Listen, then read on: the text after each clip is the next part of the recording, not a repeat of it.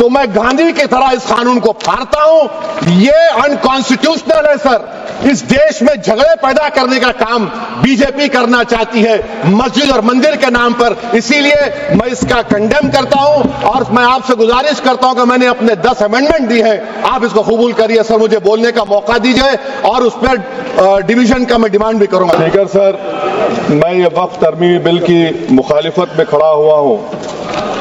किसी एक शायर ने बड़ा अच्छा कहा था, जब भी ज़मीर और ज़र्फ का सौदा हो दोस्तों, जब भी ज़मीर और ज़र्फ का सौदा हो दोस्तों, कायम रहो हुसैन के इनकार की तरह। सर, ये वक्फ तरमीमी बिल भारत के गयूर मुसलमानों के ईमान पर, इबादत पर एक हमला है। नरेंद्र मोदी की हुकूमत ने इस मुल्क की सबसे बड़ी अक़लियत के खिलाफ एक ऐलान जंग कर दिया और ये जंग ना सिर्फ मेरे जिस्म पर है, बल्कि मेरी आज़ादी पर, मेरी समाजी और माशी मार्जिनलाइजेशन पर है। वक्फ बाय यूजर को आपने निकाल दिया, माने कंडीशन क्या लगाए कि अगर उसमें डिस्प्यूट होगा और गवर्नमेंट प्रॉपर्टी होगी। सर, डिस्प्यूट तो है। मिसाल के तौर पर मोहिबुल्लाह साहब जिस मस्जिद के इमाम है, पार्लियामेंट के सामने मस्जिद है सर, 123 प्रॉपर्टीज में मस्जिद है, डिस्प्यूट चल रहा है। कल कलेक्टर या डिस्ट्रिक्ट ऑफिसर बोलेगा कि भाई साहब ये गवर्नमेंट प्रॉपर्टी है, स्टिकर लगा दिया जाएगा, मस्जिद बंद, गवर्नमेंट प्रॉपर्टी हो गई, होगी ना सर। अब ये बताइए, आप जब से यहां पर पूरे बीजेपी रूलिंग पार्टी हमको ज्ञान दे रहे हैं कुछ नहीं होगा, कुछ नहीं होगा, मैं दलील के साथ बता रहा हूं आपको। ये मस्जिद दिल्ली गवर्नमेंट बोलती हमारी है, वक्फ दिल्ली वक्फ बोलता हमारी है। तो सर, वक्फ बाय यूजर, अगर मैं अपनी गवर्नमेंट के खिलाफ वक्फ बोर्ड वक्फ बाय यूजर इस्तेमाल नहीं करेगा तो क्या है सर? अच्छा, ये अमेंडमेंट जब हो जाएगा तो मुझे कहने दीजिए सर, सिर्फ प्राचीन मंदिरों की इबादत होगी, मस्जिदों की नहीं होगी। अब सर आप आ जाइए, अगर डिस्प्यूट मेरा एंशिएंट मॉन्यूमेंट से वक्फ का, एक मिसाल दे रहा हूं, दिल्ली में 172 वक्फ प्रॉपर्टीज एएसआई कंट्रोल में है, मैं तो हार ही गया वो, क्योंकि मेरे पास डॉक्यूमेंट नहीं है। आप कह रहे हैं कि डॉक्यूमेंट चढ़ाओ। अगर मेरा गवर्नमेंट से डिस्प्यूट चल रहा है, मैं तो क्लेम ही नहीं कर सकता, क्योंकि आप जज बनेंगे, आप ही फैसला करेंगे, और जब तक आप फैसला नहीं करते वो वक्फ की प्रॉपर्टी नहीं होगी। वो प्रोविजन डाल दिया आपने। अच्छा, अगर मेरा डिस्प्यूट एनक्रोचर से होगा सर, तो एनक्रोचर में तो आपने तो 107 को डिलीट कर दिया।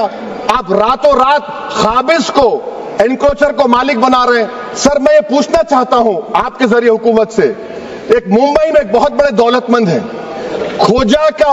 खोजा बरादरी का यतीम खाना था, उन्होंने 2004 या 5 में 22 करोड़ में खरीद लिया। वो केस सुप्रीम कोर्ट में कि आप उनको मालिक बनाना चाहती हैं लिमिटेशन एक्ट अप्लाई करके, हमको बताइए, हम जानना चाह रहे हैं। और सच्चर कमेटी ने सर 2007 में कहा कि दिल्ली के 123 प्रॉपर्टीज की मार्केट वैल्यू 6000 करोड़ की।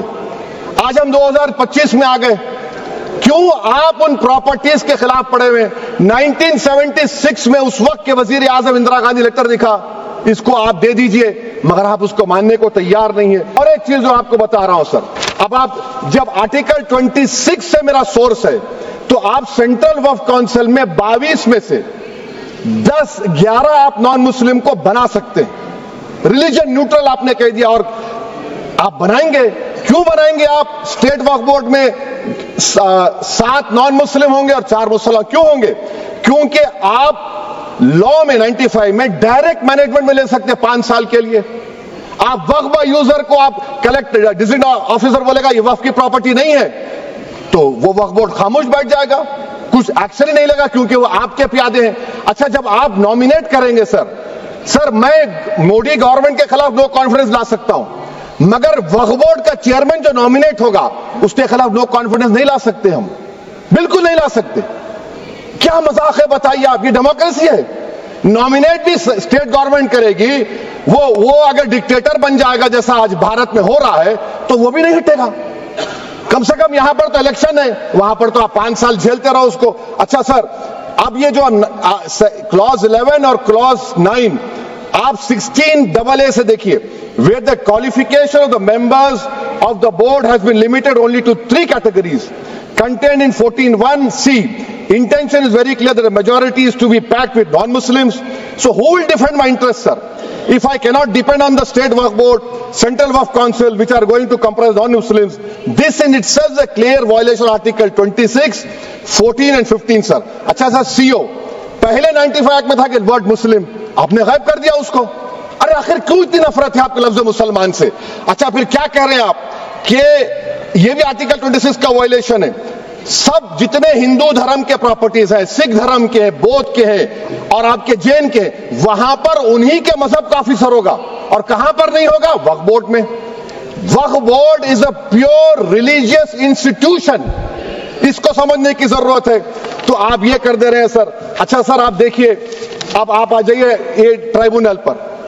मुझे समझ में नहीं आया सर कि हमारे होम मिनिस्टर वजीर दाखिला ने क्या कह दिया कि 2013 का जो कानून है वो नहीं बनता तो हम नहीं लेके आते।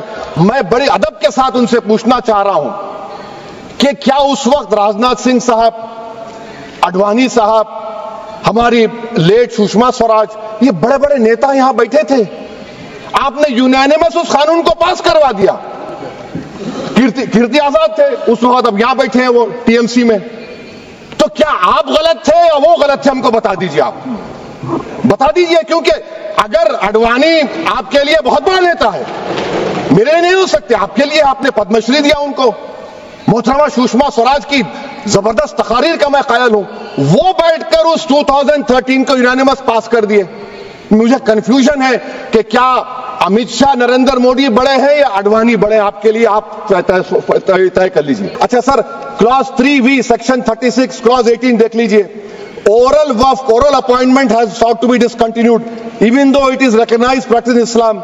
Muslim personal law has recognized oral waqf and 1937 Shariat Application Act. Sir, आप क्लॉज 3(9) पर आ जाइए। 5 साल के लिए मुसलमान। मैं किरण रिजिजू से पूछना चाहता हूं, सर दाढ़ी रखे तो मुसलमान प्रैक्टिसिंग है या क्लीन शेव आपकी तरह है? तो बताइए हमको, प्रैक्टिसिंग क्या होगा? अच्छा, किसी को पकड़ के मॉब लिंच कर दिया और बोले कि JSR का नारा लगाया, और वो JSR का नारा लगाया तो क्या मुसलमान रहेगा? नहीं रहेगा। या फिर देश के प्रधानमंत्री ने कहा था कपड़े देखकर पहचानो, तो क्या कपड़े देखकर आप कह देंगे? अच्छा, अगर कोई हिंदू, अगर कोई क्रिश्चियन हिंदू धर्म कबूल करता है तो क्या वो मंदिर को दे सकता प्रॉपर्टी? फिर भारत के संविधान में आर्टिकल 300 क्यों है सर? राइट टू इक्वालिटी क्यों है? फ्रीडम ऑफ रिलीजन क्यों है? 5 साल कहां से लाएंगे? अच्छा सर, और एक चीज सर, और एक चीज मैं आपको बोल के खत्म कर दूंगा सर। इस बिल में वक्फ औलाद का सर, इसमें आप देखिए clause 432, the creation of waqf al-awlad shall not result in denial of inherent rights to heirs, including women heirs or the waqif or any other right of person. Sir, ये article 25 का violation है, शरीयत application act 37 का violation, article 300A का violation है।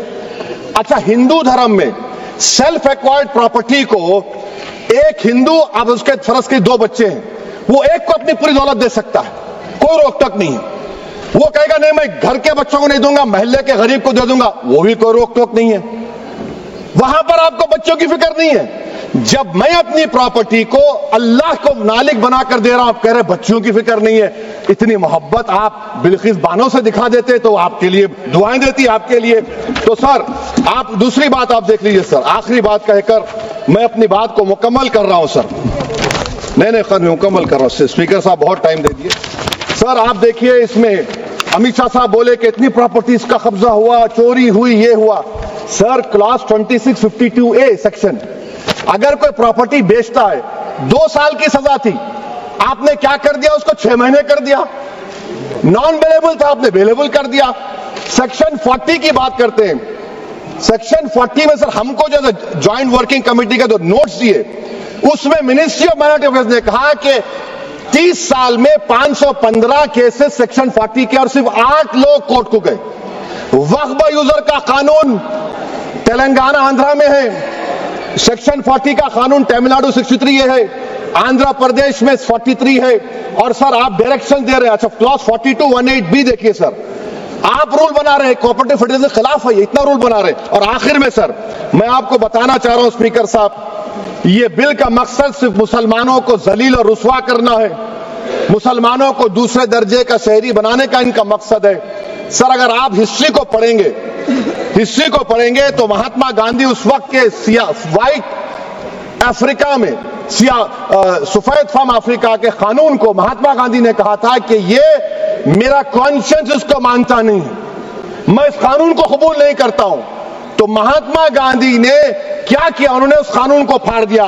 तो मैं गांधी की तरह इस कानून को फाड़ता हूं। ये अनकॉन्स्टिट्यूशनल है सर। इस देश में झगड़े पैदा करने का काम बीजेपी करना चाहती है मस्जिद और मंदिर के नाम पर, इसीलिए मैं इसका कंडेम करता हूं और मैं आपसे गुजारिश करता हूं कि मैंने अपने 10 अमेंडमेंट दी हैं, आप इसको कबूल करिए सर, मुझे बोलने का मौका दीजिए और उस पर डिवीजन का मैं डिमांड भी करूंगा। Thank you sir.